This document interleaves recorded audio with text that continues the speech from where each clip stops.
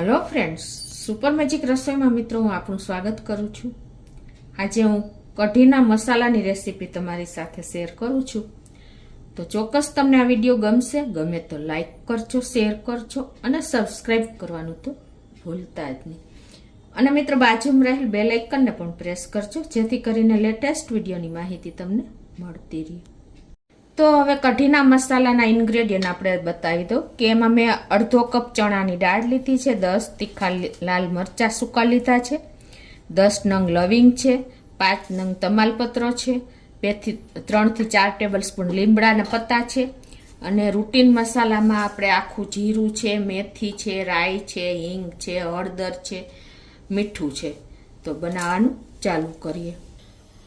તો પહેલાં તો આપણે ગેસ ઓન કરી અને ગેસની ફ્લેમ આપણે સ્લો ટુ મીડિયમ રાખશું અને એમાં આપણે આ ચણાની અડધો કપ દાળ લીધી છે એને થોડીક આપણે પહેલાં રોસ્ટ થવા દેશું, એટલે બીજા ઇન્ગ્રેડિયન્ટને કોઈ ટાઈમ નથી લાગતો। થોડી ઘણી આપણે રોસ્ટ કરી લઈ, એકાદ મિનિટ મીડિયમ ફ્લેમ રાખી છે।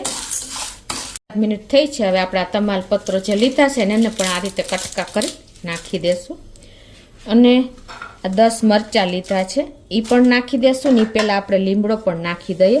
3 થી 4 ટેબલ સ્પૂન જેવો લીમડાના પત્તા લીધા છે અને 10 સૂકા મરચાં આપણે લીધા છે એને નાખી દેશું। 10 નંગ લવિંગ લીધા છે એને પણ નાખી દેશું। 1 ટીસ્પૂન આખું જીરું, 1 ટીસ્પૂન રાઈ, 1 ટીસ્પૂન મેથી। આ બધા જ ખડા મસાલા આપણે સ્લો ટુ મીડિયમ ફ્લેમ ઉપર એને રોસ્ટ કરી લેશું, આપણે પીસાય એવા થાય ને ત્યાં સુધી।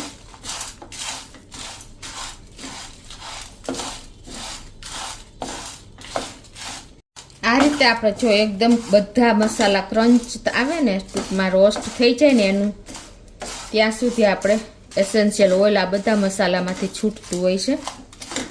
આપણે તજનો ટુકડો પણ લીધો છે 1 ઇંચનો, એને પણ આપણે આમાં જ નાખી દેશું અને આ રીતે કન્ટિન્યુ આપણે ચલાવતા જ રહેશું।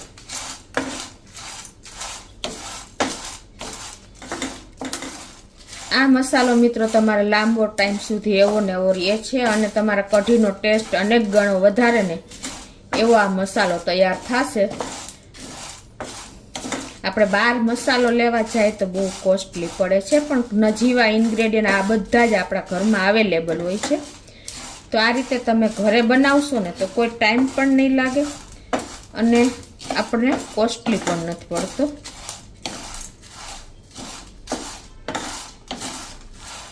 તો હવે જો આપણા મસાલા પણ 3 થી 4 મિનિટ થઈ છે અને એકદમ સરસ રોસ્ટ થઈ ગયા છે। તો હવે આને આપણે ગેસ બંધ કરી દેશું અને આને ઠંડા થવા દેશું। તો આપણો રોસ્ટ કરેલો મસાલો પણ ઠંડો થઈ ગયો છે અને મિક્સર જારમાં નાખી દઈએ।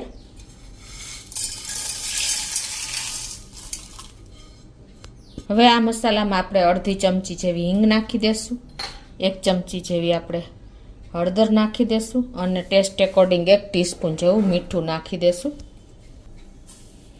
અને હવે આને આપણે એકદમ ફાઇન પાવડર તૈયાર કરી લેશું।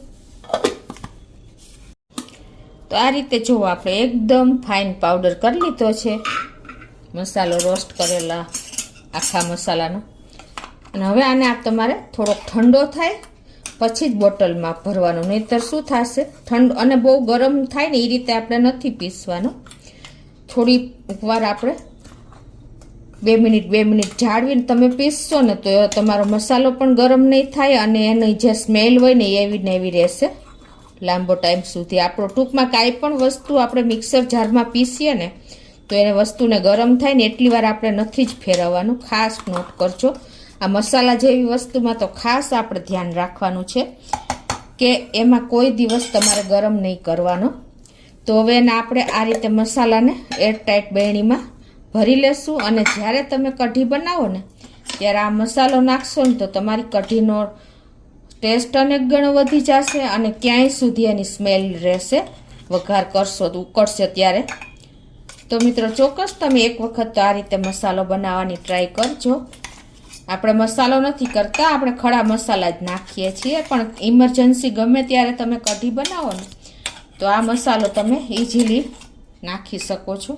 તો મિત્રો આપણો મસાલો જો આવી રીતે બેણીમાં ભરીને અને તમે આને ફ્રીજમાં વરસ દી સુધી સ્ટોર કરી શકો છો અને બહાર તમે 6 મહિના સુધી એવો ને એવો રહે છે. તો ચોક્કસ મિત્રો તમને આ વિડીયો ગમશે. ગમે તો લાઈક કરજો, શેર કરજો અને સબસ્ક્રાઈબ કરવાનું તો ભૂલતા જ નહીં.